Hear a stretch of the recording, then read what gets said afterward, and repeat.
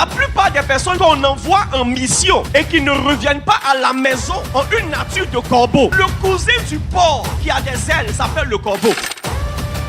Dieu dit à Noé, il y a un jugement qui arrive. Et comme tu es juste au milieu de tous les hommes, je t'ai choisi. Il dit à Noé, il y aura une grosse pluie, il y aura un déluge. Mais la solution et le seul point de salut, c'est un ouvrage que je vais te recommander. Va bâtir une arche, un grand bateau. Dieu a donné des instructions particulières. Noé devait rentrer dans l'arche avec les animaux, etc. Mais ce qui m'intéresse ici, c'est fais-toi une arche de bois de gopher. Le bois de gopher n'est pas n'importe quel bois. Le bois de gopher est un bois solide, mais c'est aussi un bois qui a une certaine propriété d'étanchéité. Dieu précise, il dit fais-moi une hache de bois de gopher. Parce que le bois de gopher, premièrement, il est solide et deuxièmement, il est étanche. Et il dit, tu disposeras cette hache en cellules. L'architecture de l'arche, c'est comme ça que l'église doit être organisée. L'arche cache mystérieusement l'organisation d'une église parfaite. Parce que l'église est pour nous ce que l'arche était au temps de Noé. Que l'une des clés pour faire croître l'église, c'est d'organiser les églises en cellules. Et Dieu dit à Noé, tu disposeras cette hache en cellules. Pourquoi est-ce qu'il faut faire des cellules? Parce que le soin pastoral est plus efficace dans des petits groupes. Tu ne peux pas mélanger les lions avec les biches, ils vont se manger. Donc il faut faire des groupes où tu mets les volailles à côté, tu mets les reptiles d'un autre côté, tu mélanges ceux qui sont mélangeables. Et il dit, tu l'enduiras de poids en dedans et en dehors. Le poids est un matériau d'étanchéité. Dieu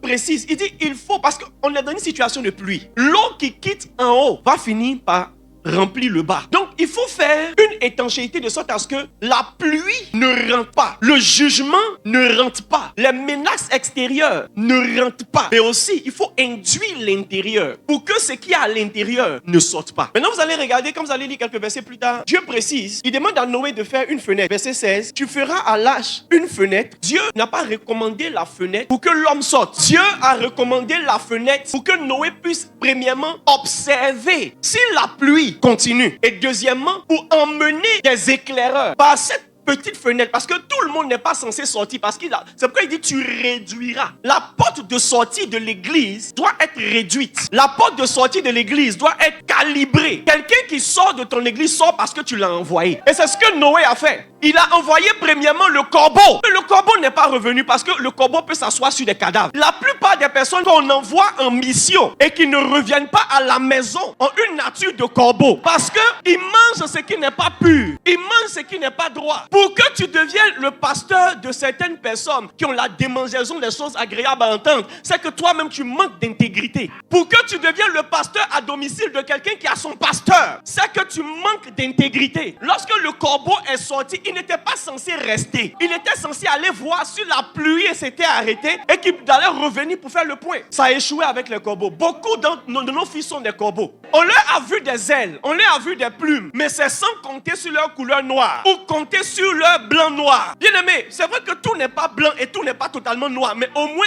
une couleur. L'une des particularités du corbeau, c'est que ses autres ont d'autres couleurs, mais lui, il a blanc-noir. Comment tu peux être avec nous et être contre nous en même temps? Tu es blanc quand tu es avec nous, mais tu es noir quand tu sors. Quelle est cette facilité que tu as de t'adapter au dehors? Les fils prennent position. Quand tu es corbeau, tu ne peux pas prendre position. En même temps que tu flirtes avec les ennemis de ton père, en même temps tu aimes ton père, tu prétends aimer ton père. Bishop Dag dit, c'est un signe dangereux que de comprendre les personnes déloyales. Il dit, si toi, tu peux marcher et communier naturellement, normalement et aisément avec quelqu'un qui a mal quitté l'église de ton père, c'est pas que tu es devenu déloyal, mais c'est un signe dangereux qui doit t'interpeller toi-même. Parce que ce que tu comprends, tu finis par faire. Parce que tu vois, tu es corbeau, tu as deux couleurs. Quand vous entendez le maître prêcher, il parle des hypocrites. Les hypocrites ont deux couleurs, ils ont deux positions, ils ont deux visions. Les hypocrites sont partagés. La Bible dit qu'un tel homme ne s'imagine pas qu'il recevra quelque chose de Dieu parce que c'est un homme irrésolu. Corbeau mange pain, corbeau mange viande, corbeau mange ce qui est vivant, il mange ce qui est mort, il mange ce qui est pourri, il mange ce qui est frais. Le cousin du porc qui a des ailes s'appelle le corbeau. C'est vrai que tu as du talent, tu as des ailes. Le corbeau, souvent, quand tu regardes le corbeau, il a une certaine noblesse. Il a la beauté et l'éclat pour attirer les regards. Il a des ailes. Regarde le bec du corbeau. Le noir même est particulier.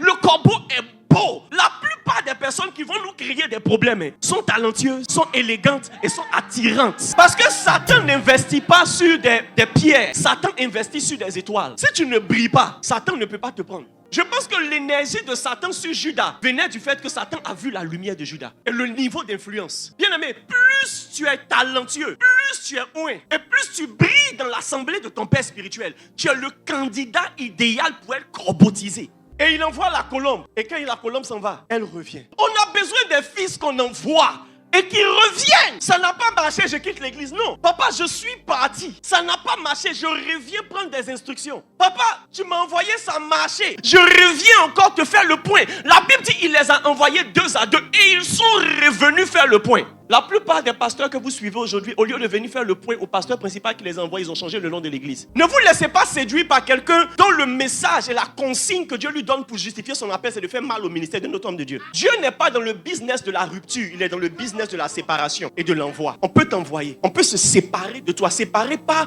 dans le sens de on se débarrasse de toi. On te laisse partir. Mais en réalité, la relation reste parce que tu es bien parti. Pourquoi est-ce que Dieu peut te dire dans le secret? Ton père spirituel est dans l'erreur. Donc c'est toi maintenant que j'ai choisi. C'est un 40 jours de jeûne après son baptême rempli du Saint-Esprit que Satan a parlé à Jésus dans le désert. Je suis en train de dire à quelqu'un, c'est pas parce que tu as jeûné 40 jours que la révélation que tu as eue vient de Dieu. Toute révélation qui vient de Dieu a un fondement. Et le fondement, c'est pas détruire quelque chose. C'est pas détruire quelqu'un.